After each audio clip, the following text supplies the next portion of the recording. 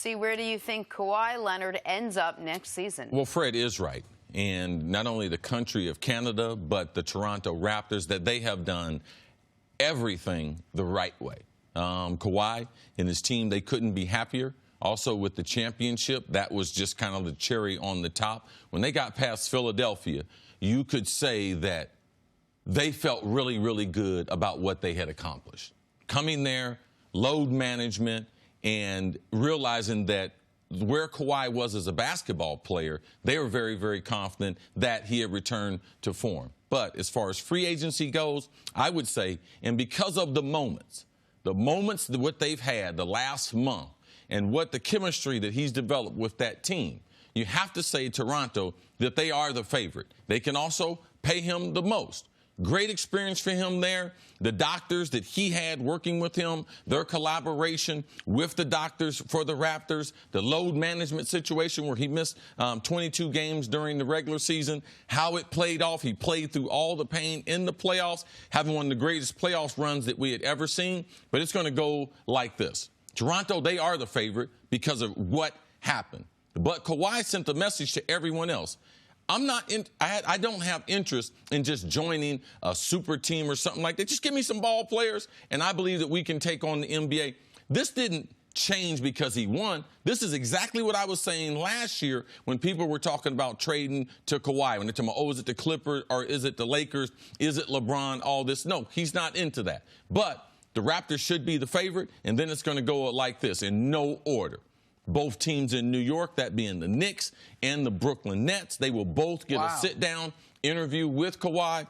Also, the Los Angeles Lakers will be a part of the discussions. Yes, he will sit down with them and the Clippers. So Clippers, Lakers, Nets, Knicks, and the Raptors, those are the 5 teams that will be involved in the Kawhi Leonard sweepstakes. So there's 5 teams that have a legitimate chance. I think people are going to be surprised to see those 2 New York teams on that list, because what we had heard was it's Los Angeles, wants to be in Los Angeles, either team in Los Angeles. You're telling us that both New York teams, both L.A. teams, and, of course, Toronto. And here's, to me, the most noteworthy part of it. Because of what he just proved, if the follow-up is where's he the best fit, it's a great fit everywhere. This is what Kawhi Leonard has proven. Kawhi Leonard, LeBron James, Kevin Durant, the Kevin Durant we know, those are 3 guys in this league, maybe the top 3 guys in this league, that we know unequivocally, put them in any situation, their team will be a playoff team. Put the right talent around them, their team will be a championship contender. Like, that is the level of player he is, which is why he could look at the Knicks, who right now, they had the worst record in basketball last season. They were clearly clearing the decks for a player like Kawhi Leonard. The Nets, who were an up-and-coming team, but not a championship-level team, similar with the Clippers. And then there's the Lakers. And the Lakers one is interesting. It would take a lot of salary cap machinations. They would have to go back to the table with New Orleans, try to convince them to delay the trade. But let's just say the Lakers could clear up the money. While Kawhi doesn't need a super team, the idea of playing with LeBron James and Anthony Davis, 2 guys he has tremendous respect for, I would imagine he would at least have to consider being able to do that in the part of the country he's from.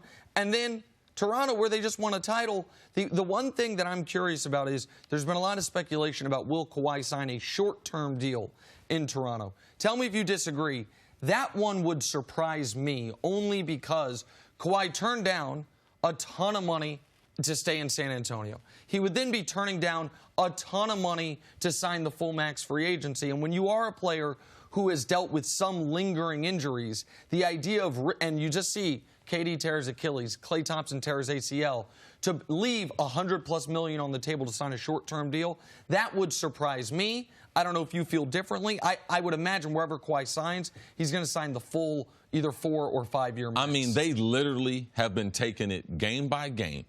I mean, what's Kawhi's availability from a health standpoint? Game number 1. What does he feel like game number 2? Game number 3 to game number 6, you could see in the interviews, that's the first time that he was able to relax. So now they will start the process. Not going to be any tampering stuff. They're going to start the process. He's going to have a great time at the parade today. I'm sure he's going to thank the Toronto Raptors. I'm sure he's going to thank the country of Canada. But it's going to be Kawhi Leonard, business as usual, and those will be the 5 teams that will be involved. I think with Kawhi, it's interesting because with KD, we talk so much about maybe he wants to go out and see if he can win on his own. But you don't get the sense from Kawhi that he either needs to play with someone else or needs to not play with someone else.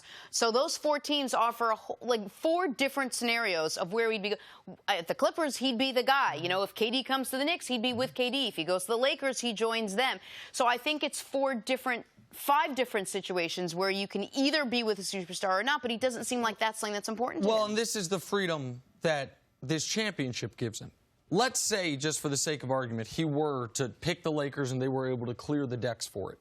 No, he has what KD didn't have when he went to the Warriors. Did it on his own. If KD had already won a title Dwayne in Wade. OKC, Dwayne Wade's a better example because he had it. Yeah. Nobody questions D. Wade's second 2 titles because he had already done it. Right. So now if Kawhi had gotten knocked out in the second round, if he had missed that shot, they lose in overtime, and then he joins the Lakers, then people would say, okay, well, how? But he answered all those questions. Right. That's what a championship gives you. Just like you say, the Hall of Fame. What does the Hall of Fame do for me? It answers all the questions. How good was Chris Carter? Well, I'm a Hall of Famer. So that I don't have to have the debate about who's better, this, that, or the third. For Kawhi Leonard, the championship answers all the questions. No one can say he's ring chasing when he's the defending finals MVP. Yeah, but also I think that along the way, some of the things with Kawhi have been misunderstood. And the concept he wouldn't want to play with great basketball players, it's just not his #1 priority. He wants to play the game the right way. He wants to continue growing his game. He thinks that he can be a lot better over the next 3 to 5 years. And he's trying to set himself up for the rest of his life, for his family, and this decision right here is going to do that. What they're talking about is this is a business decision. If there's another great player in the building, I'm not against that. But this is about Kawhi and what's best for his family. What's best for KD is best for KD. But Kawhi doesn't want to get involved in, I talked a guy into coming here, and then now all of a sudden his situation's not as good, and they're looking at Kawhi as if, hey, man, look, my career is off track, and I listen to you. No, Kawhi's going to make the best decision for him, but he's not shying away from great basketball players. Thanks for watching. Subscribe here to get the latest from the show. Also, be sure to check out more of the best clips from First Things First, or go watch a few segments from our other shows on FS1.